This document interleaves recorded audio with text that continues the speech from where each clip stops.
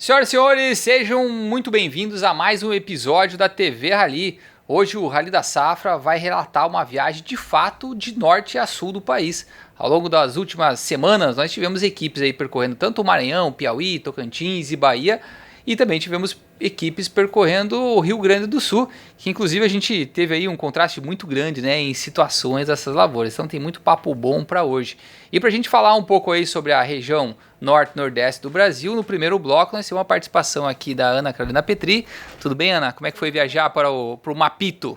Nossa, foi uma experiência assim fantástica. Eu ainda não conhecia a região lá, né? Não conhecia o Mapitobá, e é uma outra realidade, assim, porque eu já tinha viajado a outras regiões e ali eu não tinha percorrido ainda. É literalmente uma maratona, né? São 10 dias para percorrer todos esses estados.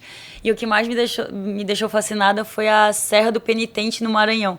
Porque a gente vai subindo ela, né? Aí quando chega lá em cima, tu vê aquele tabuleiro com aquela extensão de soja, tu fica assim maravilhado, porque lá de baixo tu não imagina que vai ter tanta soja lá em cima. E os outros estados também, eu adorei, mas esse foi o que mais me marcou, assim, que me deixou encantada. A gente costuma falar que essa equipe é a equipe para os fortes, né? Porque de fato 10 dias de viagem, uma estrutura um pouco mais difícil, a gente até comentou sobre isso aqui no episódio anterior, mas quando chega lá compensa, né? Porque de fato é maravilhoso a região. Compensa, é muito lindo, eu adorei todos os estados, assim, e esse foi um dos momentos que me marcou, assim, essa serra. Legal, Ana. E aí, Henrique, também mesma sensação de viajar pelo norte e nordeste do Brasil? Exatamente, Deco. O que a Ana comentou é o sentimento que a gente sai da equipe com essa emoção, né? De conhecer uma região nova aí do Brasil. E tem várias coisas que chamam atenção, né? Uma delas é as serras, né? Serra do Penitente, Serra do Quilombo. E outra coisa que chama muita atenção também é a questão da soja em solos arenosos. Então, um solo extremamente arenoso com uma soja muito produtiva, com muitas vagens, bem carregada, bem engalhada. É tecnologia, né? Hoje em dia, então, a gente vê que tem tecnologia. O problema não é o solo, né? O problema é a chuva. Porque se tiver um solo arenoso, mas se tiver chuva, beleza, você produz bastante também. É exatamente isso aí. Legal. E também tem muita área crescendo, tem muita área de expansão lá na região. Acho que é uma das fronteiras agrícolas mais crescentes no país, né? Eu acho que o Cerrado ali, Nordeste, tem muito a acrescentar na produção brasileira aí para o futuro. Sem dúvida alguma. Muito bem, então no primeiro bloco vamos falar de Maranhão, Piauí e Tocantins, e no segundo bloco a gente traz então o Ângelo para falar de Bahia e também o Gildomar para falar do Rio Grande do Sul. Eles estão posicionados aqui, daqui a pouco participo do programa também. Bom, vamos lá então, com o patrocínio de Santander, FMC, OCP Brasil, Soitec e Prometheum, TV Rally está no ar.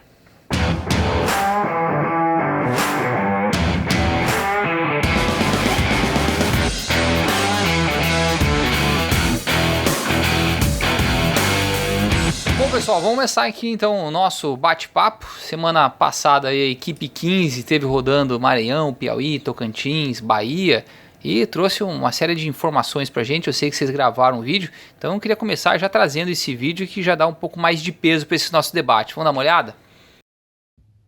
A equipe 15 do Rally da Safra teve início no dia 1º e foi até o dia 10 de março, avaliando as lavouras de soja nos estados do Maranhão, Piauí, Tocantins e oeste da Bahia. No Maranhão, as produtividades estão muito boas e os produtores estão animados. Encontramos diversas lavouras de milho já em estágio V5 e V6, o que nos mostra que teve um clima bom, favorável para a retirada da soja do campo, e também com isso fez com que o milho entrasse num calendário de baixo risco. As localidades que chamam a atenção são a Baixa Grande do Ribeiro e também a Serra do Penitente. Lá, as produtividades estão excelentes. No estado do Piauí, encontramos muitas áreas de conversão, áreas de abertura, principalmente em torno da rodovia Transcerrado. As produtividades na região estão muito boas também. Encontramos algumas lavouras em R5, R6 que precisarão de mais uma ou duas chuvas para garantir uma boa produtividade. Tocantins, a estiagem ocorrida em janeiro prejudicou o potencial produtivo das lavouras precoces de soja, afetando o tamanho e o peso de grãos. Com o retorno das chuvas e também os dias nublados, houve aí o alongamento do ciclo da cultura. Diante disso, os produtores decidiram fazer a dessecação antes do período recomendado para aproveitar a janela de plantio do milho segunda safra. As áreas que já estão implementadas já foram feito o manejo de controle da cigarrinha e também do percevejo. As áreas elas estão variando dos estágios V2 a V5, onde os produtores já fizeram as adubações de cobertura nitrogenada nas áreas em V5 e agora as máquinas estão no campo fazendo também das áreas mais novas. Na Bahia, onde as chuvas foram manchadas, as produtividades variam de 45 a 90 sacos por hectare. As lavouras mais afetadas foram as do entorno de Barreiras e da parte oeste de Luiz Eduardo Magalhães. Já as lavouras de Roda Velha até o posto Rosário tiveram produtividades melhores, melhorando a média do estado. Durante o percurso, pragas como cochonilha, percevejo e vaquinha, doenças como mancha-alvo, mofo branco e cercóspora estão presentes nas lavouras e chamam atenção. Muito bem, bom, vamos começar então falando um pouco mais do Maranhão, Piauí e Tocantins nesse primeiro bloco, que é uma região que a gente vinha já trabalhando com uma expectativa de produtividade alta, né? E de fato o que vocês relataram aqui são mais notícias positivas do que notícias negativas. Acho que é algo que se repete, que a gente vem falando aqui ao longo de todos os últimos episódios, a questão de alongamento do ciclo, né? Acho que a gente teve isso aqui na região também, mas também temos uma condição aparentemente muito boa. A gente fez na nossa última divulgação, acho que divulgamos para a região algo em torno de 58 sacos, que consideraria aí uma produtividade muito perto ou até superando o recorde de produtividade para o Mapito. E eu aproveito para perguntar, como é que estão as lavouras na região, Ana? É bem isso mesmo. As nossas expectativas estão alinhadas com o que a gente viu lá em campo, né? Já fomos com essa ideia de encontrar, né, boas produtividades, com a expectativa bem alta, e foi isso mesmo que a gente encontrou. Tiveram lavouras que têm uma produtividade um pouco mais baixa, só que outras lavouras que estão com a produtividade muito boa. Então, fazendo a média nível estado, essas mais baixas não conseguem ainda puxar a média, né? O que está caminhando realmente ali para próximo do recorde. Realmente está muito bom para lá. E temos que considerar também, né, que são regiões de fronteira que ano a ano vem incrementando em termos de tecnologia. Certeza. Então, de fato, tem que entregar mais um ano após o outro, né? Ainda mais um ano como esse, que é o ano de Laninha, né, que no final das contas acaba favorecendo esses estados mais ao norte, nordeste. Isso mesmo. Chove um pouquinho mais. É isso mesmo, Deco, é bem essa linha. Ô Henrique, vocês comentaram também aqui um pouco sobre o milho, né? Não é uma região tradicional de plantio de milho, segunda safra, mas está se iniciando, né? O produtor tem tentado cada vez mais plantar um pouquinho mais cedo para conseguir entrar com o milho, ter essa segunda renda, mas que é uma safra de bastante risco. Diferente quando a gente olha lá para o Mato Grosso, que a gente tem lá uma penetração de mais de 60%, né? Quando a gente fala penetração, a gente está falando quanto de milho é plantado em cima da área de soja. Essas são regiões que estão lá beirando seus 20% de penetração. Então, assim, é muito incipiente ainda. Mas o produtor está apostando, né? O que vocês viram a campo? Sim, André, com certeza o produtor está mais confiante, ele está apostando mais numa segunda cultura. Quando ele tem um calendário ideal, quando tem um calendário de um risco baixo, ele vai implantar o milho. E quando não tem, ele implanta uma cultura com um risco um pouco menor. É o caso do sorgo, né? Então, tem bastante milho já em algumas regiões que já está em V2, V3, V5. Então, isso quer dizer que o pessoal conseguiu colher a soja no período ideal para conseguir um bom calendário para o milho safrinha, milho segunda safra. E algumas outras áreas que a gente passou por lá e o pessoal estava implantando o sorgo, né? Porque não conseguiu o calendário, atrasou a colheita, então por esse motivo aí optou por fazer uma segunda safra com menor risco, né? Utilizando o sorgo como opção. O que é tradicional da região também já, né? Em função do risco climático, optar também pelo sorgo. Muito bem. E Ana, outra coisa que ficou bem claro aqui nos vídeos que vocês fizeram é a questão da condição climática, né? Tirando lá na Bahia, que não estava o Pereira lá que tinha uma chuva por trás, as demais imagens que vocês mostraram aqui no vídeo e também que colocaram nas redes sociais, mostrou que vocês rodaram a semana com um tempo bom. Não deu para sujar a botina, não. E daí eu emendo um pouco com a questão de colheita, né? Tá no calendário correto a colheita lá de soja? Teve muito sol, ele acompanhou a gente a semana inteira, até aquela chuva ali que estava se armando no vídeo não pegou a gente. Até a gente sujou a botina de poeira, de lama não teve nessa semana. O que realmente favorece a colheita, né? Porque as máquinas conseguem entrar no campo, a soja fica numa umidade ideal para colher. E foi o que a gente viu mesmo, com muita colheita. A gente passou por muitas áreas sendo colhidas. E a semana que mais andou foi a semana passada, né? De colheita no Maranhão e no Piauí. Foi a semana que mais teve colheita. Ainda está um pouco abaixo da safra passada, né, a porcentagem de colheita, mas já está ali por volta dos 60% colhido já a área. Ou seja, diferente do que a gente conversou aqui sobre Minas, Goiás, Paraná, Mato Grosso do Sul, com um atraso maior em termos de colheita, não podemos falar o mesmo dessa região, que eu acho que está dentro ainda do normal, é isso mesmo? Isso. Está bem próximo à colheita do ano passado, um pouquinho atrás só. Muito bem, ok. Bom, semana que vem a gente tem o nosso grande evento aqui de fechamento da etapa soja do Rally da Safra, então eu queria aproveitar para convidar vocês já estão convidados também para participar.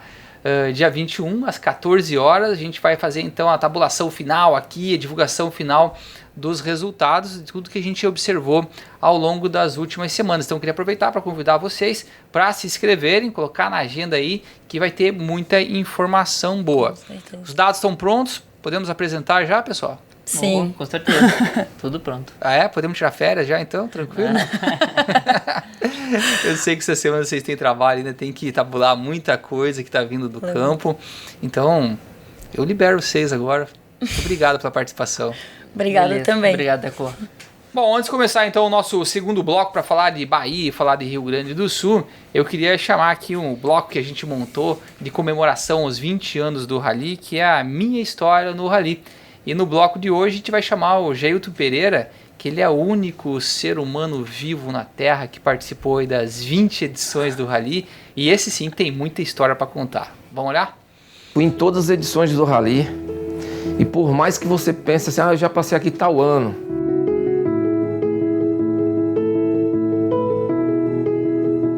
às vezes você não se lembra direito quando foi, porque são muitas viagens, muitas vezes a gente vai para o mesmo estado, mais de 2, 3 vezes assim no ano, né? Vai na soja e passa para ver o milho safrinha e tal. E é sempre uma experiência única, porque você nunca vê as mesmas coisas. Sempre é uma realidade diferente, seja por excesso ou falta de chuvas, as pessoas que você encontra, os bate-papos.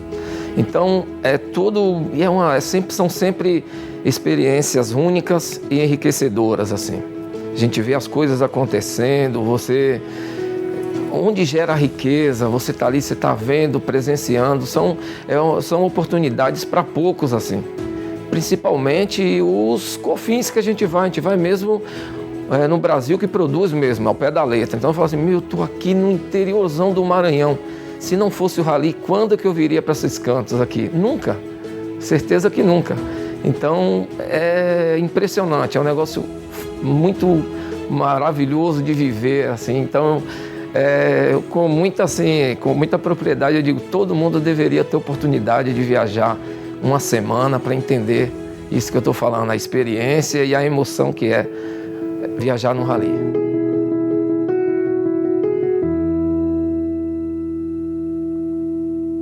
Muito legal, o Pereira aqui que é patrimônio histórico da Agroconsult, que vem os próximos 20 anos que ele vai estar lá, carinha igual ainda, sem mudar. Muito bem, vamos para o segundo bloco, então vamos falar um pouco agora de Bahia, que é o Ângelo, que está estreando aqui na TV Rally, e vamos falar também do Rio Grande do Sul com o Gildomar.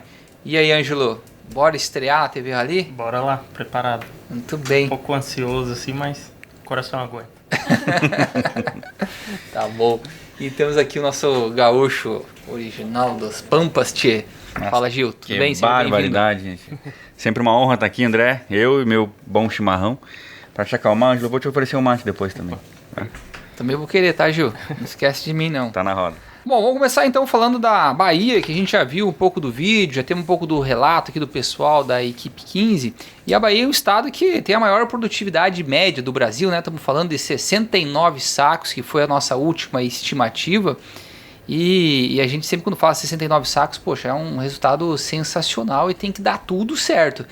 E eu sei que desde o momento que a gente fez essa última divulgação, que foi lá em fevereiro, para agora, nós tivemos alguns períodos de estiagem na Bahia E a minha pergunta que fica é, será que esse período de estiagem compromete esse resultado que a gente vinha estimando para o estado?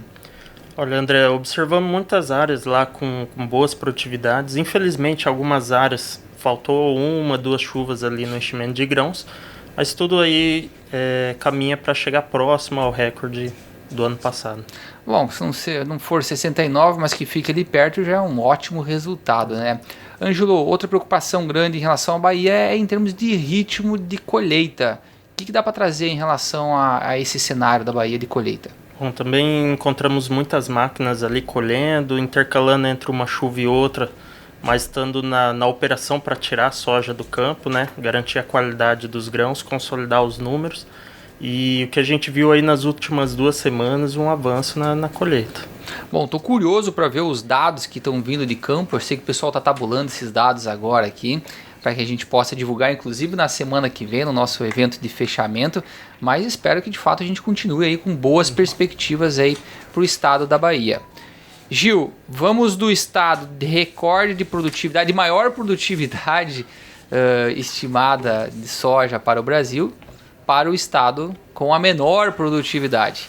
E daí a gente tem feito um trabalho grande aqui, né, de entender de fato o tamanho da quebra no Rio Grande do Sul, porque é sempre muito mais difícil, ainda mais num ano como esse, que é muito irregular a condição climática, e a gente se deparou, né, com lavouras boas, lavouras muito ruins, lavouras muito boas também, e de fato calibrar esse dado é sempre muito difícil.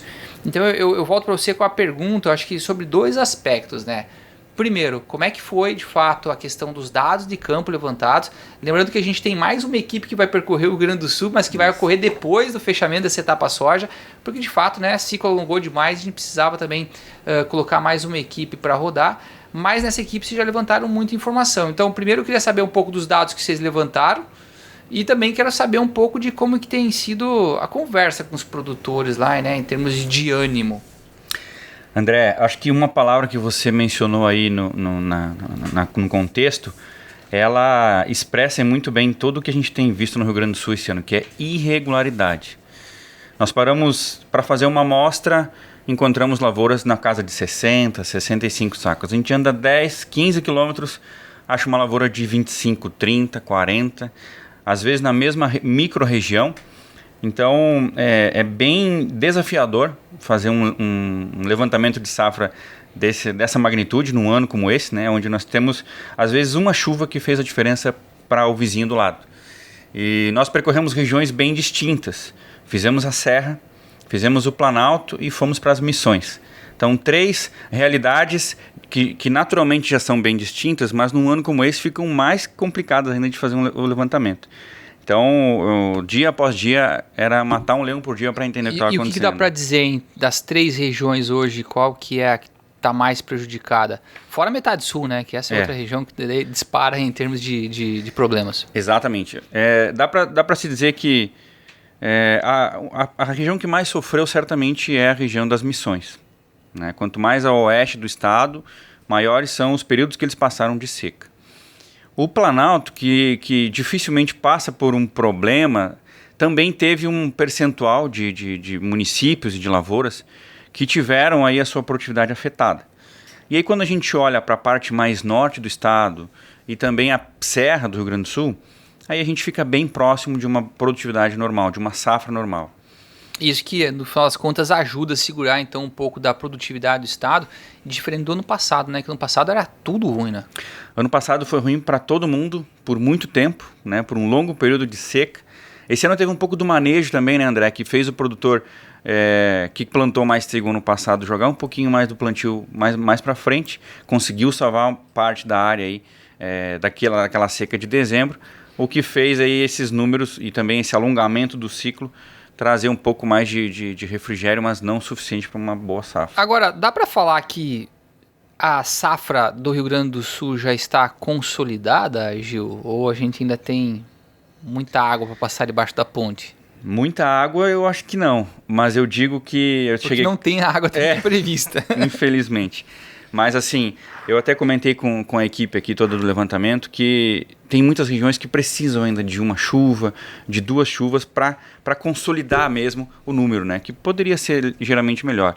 mas a gente está olhando as previsões aí, né? Nossa equipe vai passar bem no auge da colheita, então vai dar para a gente ter uma boa percepção de como está vindo esses pesos, de como que essa chuva vai fazer diferença. Bom, daí a razão de a gente ter outra equipe do Rally, Exato. né? Então a gente acabou colocando uma equipe extra, porque por mais que a gente tenha um evento de fechamento aqui de etapa só, a gente queria entender também e acompanhar esse momento de colheita no estado, e se precisar mudar número depois, fazer revisões, a gente não tem problema nenhum com isso daí.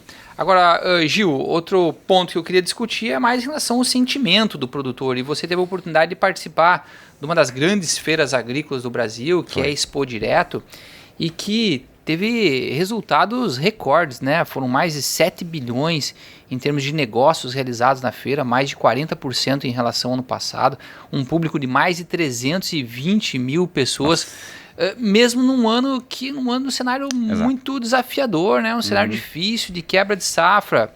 Conta pra gente como é que foi participar desse evento. Nós tivemos a feliz oportunidade de estar lá na quarta-feira, André, que foi o recorde de público, o dia que teve o maior recorde de público da feira, de toda a história, mais de 90 mil pessoas naquele dia. Então foi sensacional, foi meio apertado ali, a gente teve uma agenda bem bacana de conversa com os produtores e os nossos patrocinadores nos estandes, e de fato a gente conseguiu extrair um pouco desse sentimento aí dos produtores. Eu acho que falta o brilho no olho, né? Claro, de uma frustração de safra. O produtor ele esperava, ele investiu bem para essa safra, para ter um bom resultado. Mas é como a gente sempre comenta, né? O agro ele é uma indústria a céu aberto. Então o produtor faz todo o seu melhor, mas depende do clima. E a gente já conversando com os produtores já começa a sentir o sentimento das próximas safras. Tanto de inverno, de trigo, que foi muito bom o resultado ano passado, como do que há de vir aí no final do ano, né? Com algumas expectativas de melhora do clima. Então o produtor ele já está consolidando a safra dele, mas já está de olho no que ele vai fazer daqui para frente. Isso é interessante, porque esses resultados, né, bastante positivos da feira mostram essa resiliência do produtor brasileiro, de mesmo em anos com problemas, estar investindo e acreditando na melhora. Agora, Ângelo, você viveu uma realidade muito parecida, né, de participar de uma feira, grande feira também, que foi a Show Rural da Copavel, lá em Cascavel, e que vocês estiveram também diante de uma feira que também atingiu recordes em termos de negociação, de negócios e também de público. Engraçado que até é um público muito parecido, são 380 mil visitantes na feira de Cascavel contra 320 do Expo Direto, então é muito parecido mesmo o volume de público e um volume de negócio gigantesco. Agora, num ano que é bem diferente, né? Uma coisa você está lá em Cascavel e outra coisa você está no Rio Grande do Sul. Conta pra gente como é que foi esse sentimento também de participar da feira e de estar em contato com o produtor. Foi muito legal a troca de informações ali. Os produtores estavam animados, né, com a safra, recuperando a do ano passado, né? E os números estão aí para comprovar esse otimismo, né? Até foi bacana, assim, a gente apresentou os dados que estavam pegando das equipes do Rally. Eles ficaram felizes com os resultados dos outros estados e um pouco sensibilizados também com o que vem acontecendo no Rio Grande do Sul. Bom, legal essa participação do Rally da Safra nas feiras, né? É algo que a gente iniciou esse ano. Na verdade, a gente fazia de maneira bastante informal e esse ano a gente consolidou como uma das ações do Rally da Safra, estar presente nas principais feiras e pelo jeito tem sido muito bacana, né? Compartilhar esse momento com os produtores. Foi boa a experiência, Gil? André, foi boa e foi surpreendente, porque a gente passa em alguns estandes conversando com a turma e até tem uma experiência bem legal, porque chegou uma família de produtores, né? O pai e os filhos, e aí eles olharam e falaram assim: você é o Gildomar do Rally da Safra, né? E eu falei pra ele mesmo, ele falou: cara, a gente acompanha muito o trabalho de vocês, bem legal. E aí pediram pra tirar uma foto com a gente. Olha lá aí, feira. Ó. Tiraram uma foto e eu falei: ó, publica lá e marca o Rally da Safra, que vai bacana. ser... Foi bem legal. Esse reconhecimento é muito, muito legal. Passou por isso também, Gil? Também não foi diferente, igual o Gil falou. A receptividade do pessoal é muito bacana. Eles reconhecem, já conhecem o trabalho, né, acompanhando nas redes. Então eles querem estar ali junto, trocar ideia, tirar uma foto, querer saber o que está acontecendo também nos outros estados. Então é bem bacana essa troca. Pô, legal. Então precisamos agradecer o nosso público aí. E a gente está aqui fazendo isso para vocês, né? Para a gente conseguir levar informação de qualidade e ajudar vocês no negócio. Bom, Muito obrigado. Lembrando que semana que vem temos nosso evento de fechamento da etapa soja, então uma grande oportunidade de saber um pouco mais sobre cada uma das regiões. A gente montou uma dinâmica bem legal, vai participar aqui o Valmir Assarice, coordenador técnico do Rally, para a gente fazer o fechamento dos dados, então vou trazer bastante aspectos técnicos do que a gente viu a campo. E no segundo bloco eu trago o André Pessoa para a gente ver como que essa safra influencia o mercado, então vamos fazer uma discussão bem legal também. Então não esqueçam, dia 21, às 2 horas da tarde, link tá aí na tela, se inscrevam já e divulguem também a participação nesse evento. Beleza, pessoal? Um grande abraço para vocês e até a semana que vem.